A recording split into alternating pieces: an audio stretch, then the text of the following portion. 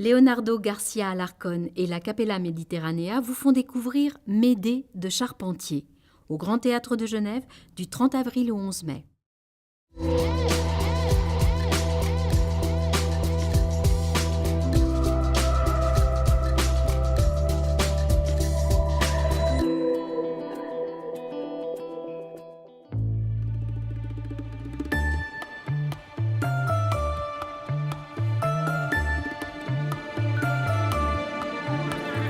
Bonjour, nous sommes à la Maison Tavel qui nous invite à un voyage virtuel dans la Genève de 1850 en alliant histoire et technologie. Vous me suivez ?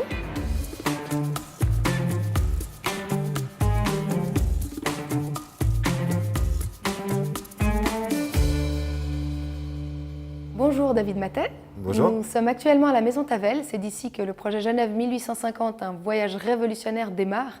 Pourquoi ? Pour nous, c'était extrêmement pertinent d'accueillir cette expérience de réalité virtuelle ici, tout simplement parce que cette histoire commence dans ces lieux. Dans les combles, au dernier étage de la Maison Tavel, se trouve le relief magnien, une grande maquette qui montre Genève avant 1850, avant le moment où effectivement la ville va sortir de ses murailles médiévales. Et c'est la numérisation en fait, de cette maquette qui est à l'origine du projet qu'on propose aujourd'hui.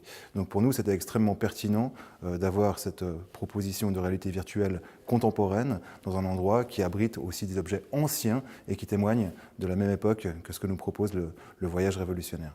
Mais est-ce que cette expérience permet de réellement représenter ces faits historiques ou bien on s'y approche ? Est-ce que pour vous c'était important que ça représente vraiment la réalité ? Alors, tout à fait, puisque effectivement, la numérisation de la maquette a permis de reproduire la ville telle qu'elle était à cette époque-là. Dans les textures aussi, il y a un grand travail qui a été fait, la couleur des murs, l'aspect du sol. Les vêtements des différents personnages qu'on va rencontrer dans l'aventure sont aussi des vêtements d'époque. On s'est d'ailleurs inspiré notamment d'un tableau qu'on abrite ici aussi à la Maison Tavel.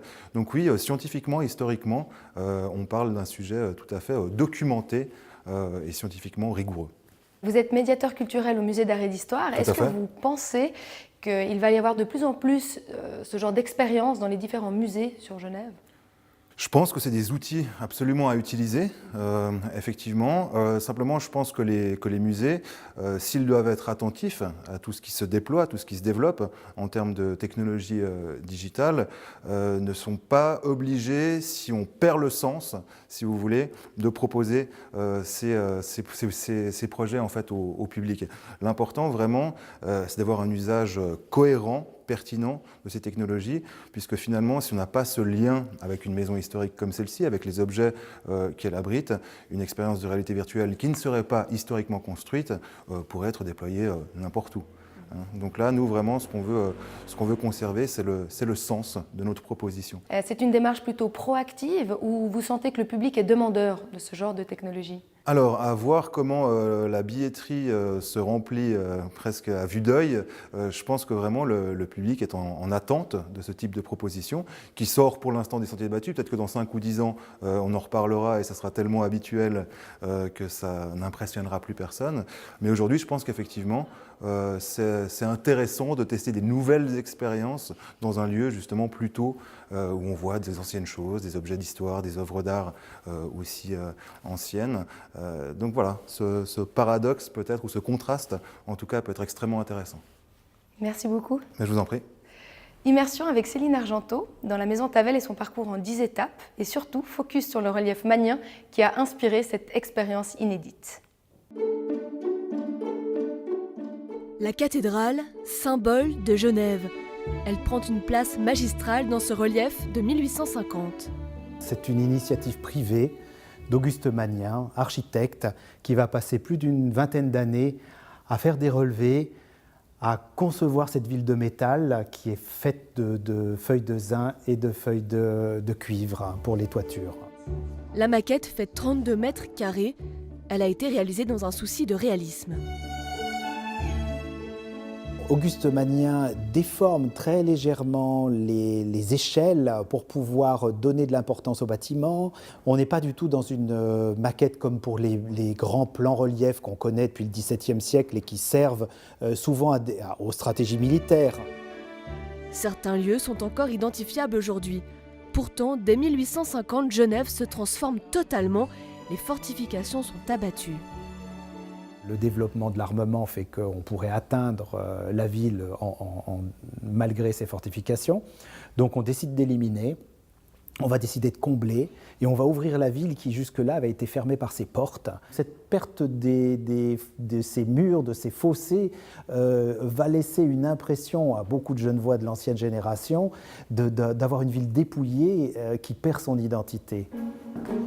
2 étages plus bas, 2 tableaux permettent de voir la ville depuis l'extérieur à cette époque.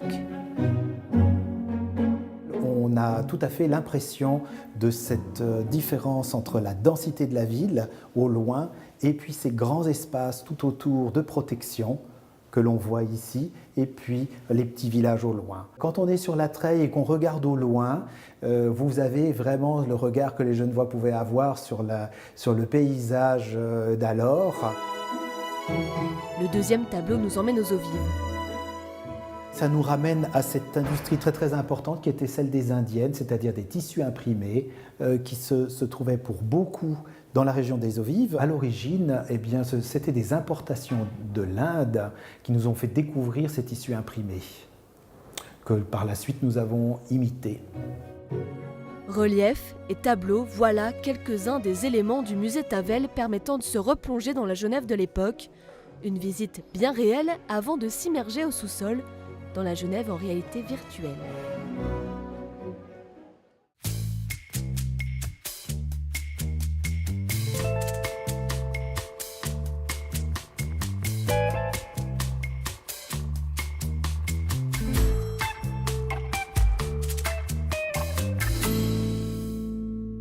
Bonjour Cécilia Charbonnier. Bonjour. C'est ici que débute l'aventure Genève 1850, un projet révolutionnaire.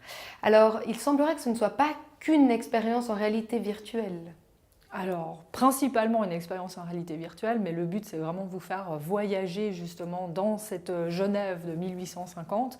On a proposé ici une expérience qui soit à la fois divertissante, mais qui soit aussi ludique. Donc, on va positionner, on va dire, le visiteur au sein de Genève en 1850, au moment de la Révolution fasciste. Donc, on a aussi tout un tas de briques d'éléments où on va apprendre une partie de l'histoire de Genève à ce moment-là. Et d'autres sens sont sollicités. Tous les sens sont sollicités, enfin presque tout. Il n'y a que le goût qu'on n'arrive pas encore à faire quelque chose en réalité virtuelle.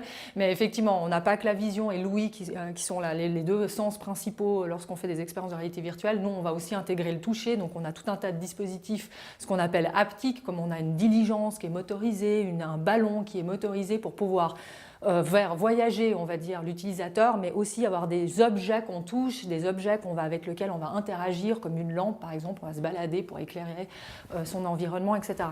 On utilise aussi des odeurs qu'on a créées spécialement justement pour l'expérience. Combien de temps vous a-t-il fallu pour réaliser tout le projet ? Alors la production a duré environ 9 mois. Donc ça fait quand même passablement de temps avec plusieurs compétences justement pour réaliser l'ensemble de ce projet-là. Donc on a à la fois une scénariste, des artistes 3D, des développeurs, des chercheurs, designers, chimistes pour les odeurs typiquement, comédiens évidemment. Donc tout un plein de compétences diverses pour pouvoir réaliser ce type de projet. Vous êtes responsable de l'entreprise Artanim. Est-ce que vous avez d'autres sollicitations de ce type-là où Genève est assez avant-gardiste ? Alors, c'est la première fois que ce type d'expérience est proposé, en tout cas dans le bassin lémanique.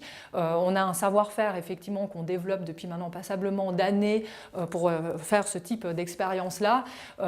C'est clair que c'est quelque chose qui est assez novateur, c'est quelque chose que les gens vont passablement découvrir. Là, il y a quelques personnes qui ont déjà essayé de la réalité virtuelle, mais là, c'est vraiment un dispositif grandeur nature avec justement tous les objets que vous pouvez toucher. Vous partagez cette expérience aussi. La plupart du temps, ce sont des expériences qui sont isolantes où c'est une seule personne à la fois. Là, vous allez vraiment vivre quelque chose ensemble, donc de manière plus sociale, avec par groupe de 4, justement, pouvoir visiter cette ville en 1850. Merci. Merci. Pour clôturer ce journal de la culture, Samy Canaan, maire de Genève, s'est prêté au jeu. Retour d'expérience.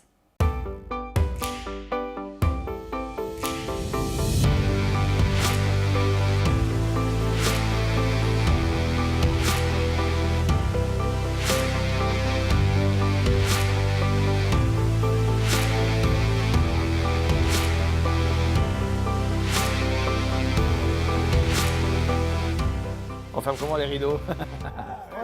C'est une chose de voir le relief magnien qui est magnifique au musée Tavel, la fameuse maquette de la Genève de l'époque. Après, on peut associer ça à nos souvenirs de nos cours d'histoire.